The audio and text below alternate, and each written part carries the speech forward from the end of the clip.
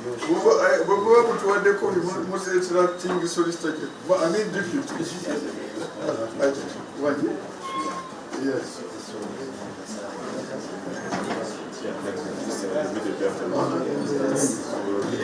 Kampala tukunganya kasasiro tani 2,500 naye Kampala tujja okutani 7 zokka ate ne twonona sente billions of money buli lunaku okukola ku kasasiro oyo newesanga nti aleeta endwadde aleeta ebizibu bingi nnyo azibikira enguudo zaffe ne tufuna amataba kasasiro avaako ebizibu bingi nayonona obutonde bw'ensi ne tugenda twetaaga solution egenda okumugirawo. Kino ekyuma kibaleeta oyingizamu kasasiro ne kijjamu ebyuma kasasiro omulala ne kimugaya ne kijjamu powder oyo nandibadde mubalaga wano powder oyo akolebwamu ebintu bino wammanga akolebwamu amafuta agakozesebwa okuvuga emmotoka ezo akozesebwamu ebigimusa ebiri organic powder akozesebwamu amasanyalaze powder oyo bamukolamu embaawo akolebwamu amafuta agakozesebwa okuvuga emmotoka ezo akozesebwamu ebigimusa ebiri organic powder akozesebwamu amasanyalaze powder oyo bamukolamu embaawo ebika 6 ebyembaawo embaawo ezizimba amayumba gali low cost embaawo ezikola cladding ku bizimbe nga bino embaawo engumu n'okusinga embaawo ezimu ezisangibwa wano kale nga tulaba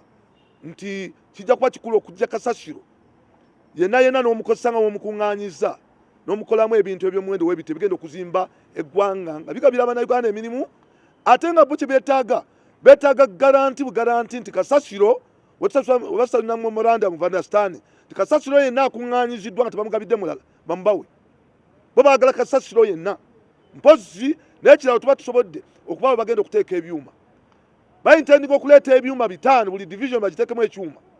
tubeere nga kasasiro afuuka kyabugagga ekivaamu ebirungi ebyo amasanyalaze beteeseteese ogaguza national grid naye bino ebirala byonna bagenda okujjamu ssente okugyayo ssente zaabwe eyo waliwo amu na Uganda asobola okugaana ekintu ng'ekyo twagala okukomya okudampinga kasasiro ayo aleeta endwadde ayo n'obutonde bw'ensi n'okumuwonerako ssente tugenda kutondawo emirimu balina ssente zaabwe era bazze wano ne bakola presentation bansaba nti bandyagadde okumanya oba gavumenti erinayo project bwe zityo bakibuukemu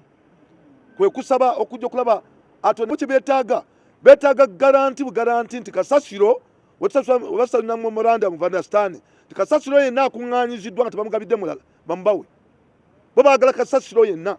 mpozi n'ekiralo tuba tusobodde okuba we bagenda okuteeka ebyuma bayintendinga okuleeta ebyuma 5 buli division bagiteekemu ekyuma tubeere nga kasasiro afuuka kyabugagga ekivaamu ebirungi ebyo amasanyalaze beteeseteese ogaguza national grid naye bino ebirala byonna bagenda okujjamu ssente okugyayo ssente zaabwe eyo waliwo amu na Uganda asobola okugaana ekintu ng'ekyo twagala okukomya okudampinga kasasiro ayo aleeta endwadde ayo n'obutonde bw'ensi from the government and of course his Lord Mayor, and we are supporting the endeavors that is being implemented in the sense of building new advanced rail system from the airport of Entebbe to the excuse me, to the city of Kampala and around. Thank you. Okay.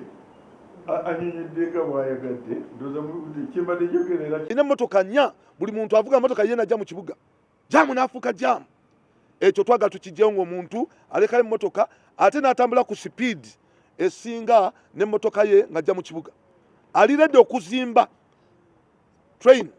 wezigenda okuyita n'okutuleeta train ezigenda okuyita mu bbanga waggulu w'enguudo ze tuyina